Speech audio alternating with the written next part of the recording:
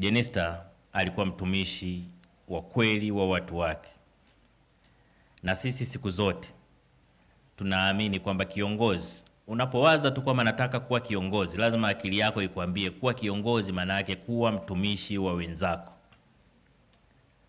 Kuwa kiongozi sio kutafuta kuwa bwana mkubwa, sio kutafuta kuwa mnyanyasaji. Kiongozi anapaswa kutafuta kuwa mtumishi wa wenzake. Kama huna moyo wa kutumikia wenzako, basi huna wito wa uongozi.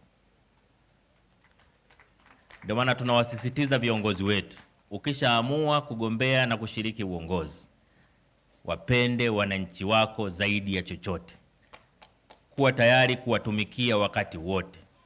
Daima simamia maendeleo yao na mafanikio yao. Wananchi wako wakuone wewe ndio mtetezi wao wakati wote. Na hivi ndivyo alivyokuwa Jenista Joakim Mhagama. Tunaona fahari leo kumsemea, tunaona fahari kumzungumzia kutokana na utumishi wake uliotukuka. Alikuwa mbunge wa viti maalum kwa miaka 5, akawa mbunge wa jimbo kwa miaka 20. Katika kipindi cha miaka 25 ya ubunge wake, amekuwa waziri kwa miaka 10. Nataka niwaambieni, katika miaka 15 ya ubunge wake ambapo hakuwa waziri, utumishi wake ulikuwa utadhani ni waziri pia.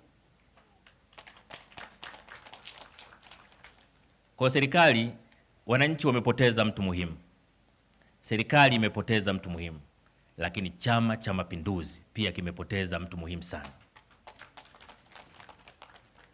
Ameshika nyadhifa zote unazoweza kuzifikiria kwenye chama. Amekaa kuanzia halmashauri kuu ya taifa, sekretarieti ya taifa, kamati kuu ya Chama cha Mapinduzi. Kote mchango wake hautaweza kufifia. Ndio maana naibu katibu mkuu wa CCM ameweza kufika kwenye msiba akiwa na sare ya kijani kwa kutambua mchango wa Jenista.